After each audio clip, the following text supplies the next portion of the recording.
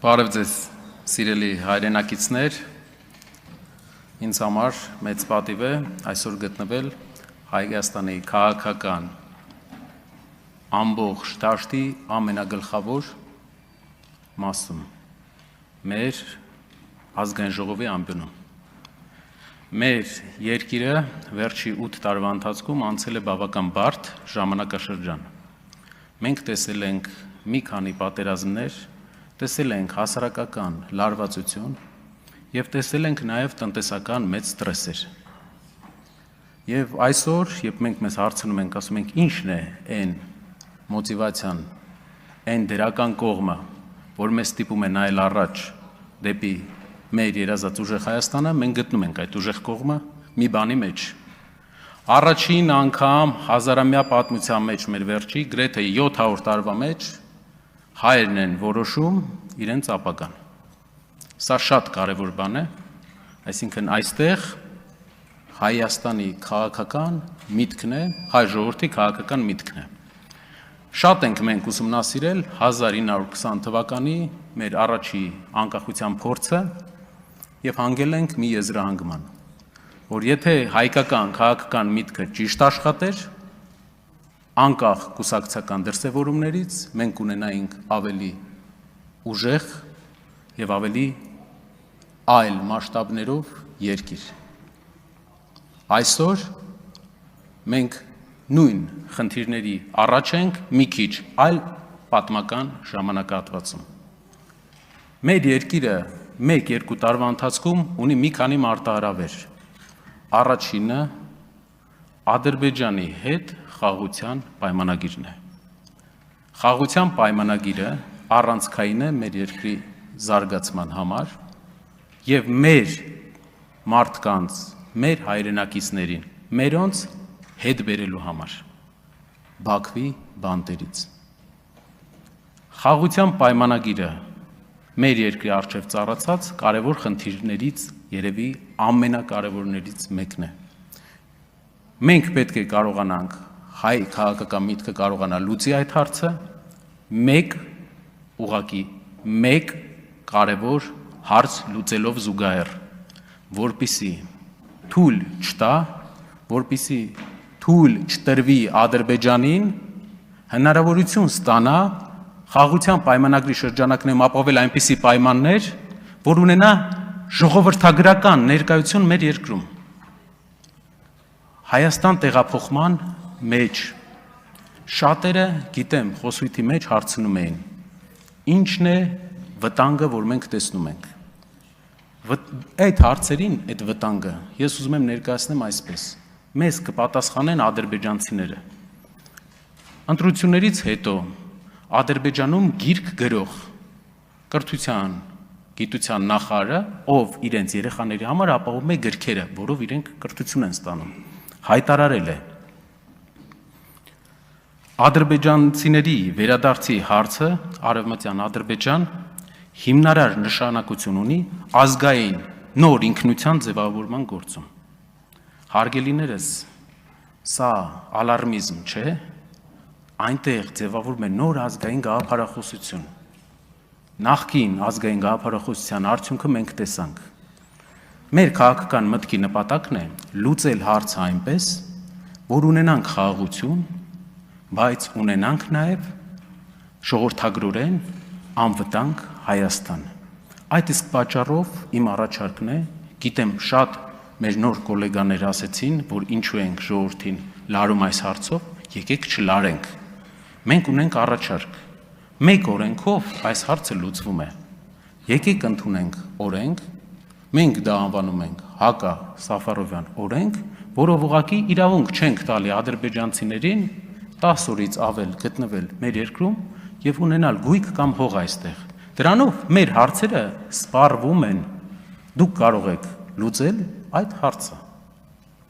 Մենք առաջարկ կանենք մոտակա ժամանակահատվածում և իրար հետ կարող ենք այդ հարցը մեր քաղաքական օրակարգից վերջապես հանել։ Իդեպ, Թուրքիայի Հանրապետությունը այդպիսի օրենք ունի նաև մեր մասին։ Մեր երկրի քաղաքացիները իրավունք չունեն այնտեղ հող գնելու։ Ընկերության միջոցով կա։ Երկրորդ մեծ մարտահրավերը, որ այսօր ունենք։ Մեր ժողովուրդը մեծապես 100,000-ավոր մեր հայրենակիցներ զբաղվում են գյուղատնտեսությամբ։ Դա մեր զբաղվածության նշանակալի մասն է։ Այսօր մեր գյուղացին կանգնած է մի խնդրի առջև։ Մեր տնտեսական հիմնական գործընկերոջ հետ հարաբերությունները լարված են։ Եվ տարվա կտրվածքով տարվա վերջում ավելի բարդ է լինելու։ Հնչել են հայտարարություններ, հնչել են պատասխաններ, որոնք լուծման չեն տանում ամենայն հավանականությամբ։ Ինչն է մեր տեսլականը։ Հայկական քաղաքական միտքը կարող է լուծել այս հարցը, ես վստահ եմ։ Հայկական քաղաքական միտքը կարող է կարգավորել հարաբերությունները հիմնական տնտեսական գործընկերոջ հետ, ես վստահ եմ։ Որովհետև բազում անգամներ եղել են ավելի սուր ժամանակաշրջաններ։ Գիտեմ, որ կան մարդիկ, ովքեր աշխատել են, ովքեր հարաբերություններ ունեն առաջին նախագահի կուսակցության հետ։ Կարող եք հարցնել, եղել են շատ ավելի սուր ժամանակահատված մեր հարաբերությունների մեջ, բայց լուծվել են հարցերը ճիշտ դիվանագիտության արդյունքում, ճիշտ իրար հետ շփվելու արդյունքում, եւ մենք շահել ենք։ Այստեղ կարևոր բան կա, մի հատ կարևոր նկատառում ունենանք, թե ինչի մասին է խոսքը։ 8 տարվա ընթացքում մեր գյուղացիները 3 անգամ ավելի շատ վարկ ունեն, քան ունեին 8 տարի առաջ, բայց գյուղատնտեսությունը նույն մակարդակի վրա է, մինչև անցած տարի անկում էր ապրում։ Ինչ է սա նշանակում, որ գյուղատնտեսական շրջանառության, նույն շրջանառության պայմաններում մեր գյուղացին 3 անգամ ավելի շատ վարկ ունի, եւ եթե փակվում է վաճառքը դեպի մեր համար շատ կարևոր տնտեսական գործընկերների շուկա, այս գյուղացիները սննկանալու են, այս արտադրությունների տերերը սննկանալու են, իրենց սեփականությունը տները գնալու են բանկերին։ Սա մի մարդ չի, 1000 մարդ չի, տասնյակ հազարավոր մարդիկ։ Մենք պետքա լուծենք այս հարցը։ Հայ քաղաքական միտքը 6 ամսվա ընթացքում ունի մարտահրավեր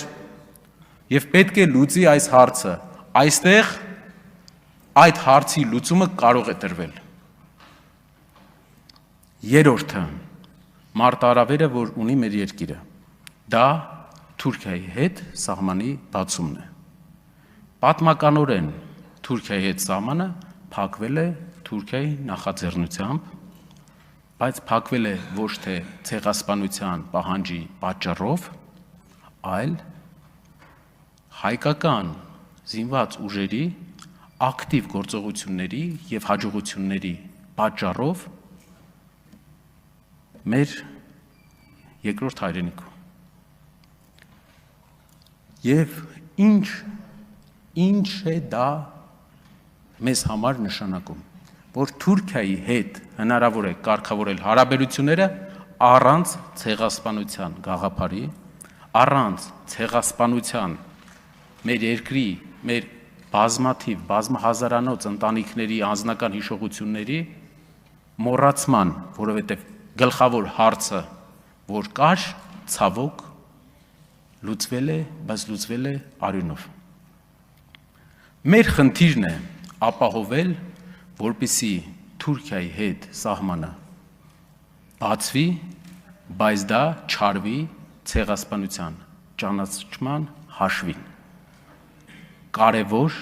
բան է, քանի որ ցեղասպանության գաղափարը միավորում է մեզ եւ Սփյուռքին, քանի որ ցեղասպանության գաղափարը դա ապահովագրություն է մեզ ապագայում, որպեսզի այլևս չկրկնվի։ Այստեղ կարևոր է նաև դաստիարակչական մեր ապագա սերունդի հետ աշխատանքը։ Ինչ աշխատանք ունենք անելու մեր ապագա սերունդի հետ, որպեսզի մեր սերունդը գիտակցի, թե ինչ զողությունների գնով է մենք հասել այսօրվան։ Ինչ զողությունների գնով ենք մենք ստացել մեր փոքրիկ Հայաստանը։ Եվ դա մեր նախնիների արած քայլերն են իրենց հավատից եւ լեզվից չհրաժարվելը։ Ես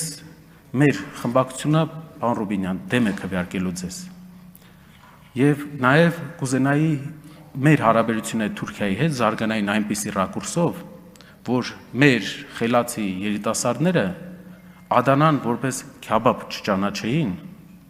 այլ իմանային, որ դա մեր հայրենիքի մի մասն է։ Հայաստանի Հանրապետություն չէ, այլ երկրի հանրապետություն է, բայց իմ հայրենիքի մի մասն է։ Շնորհակալություն։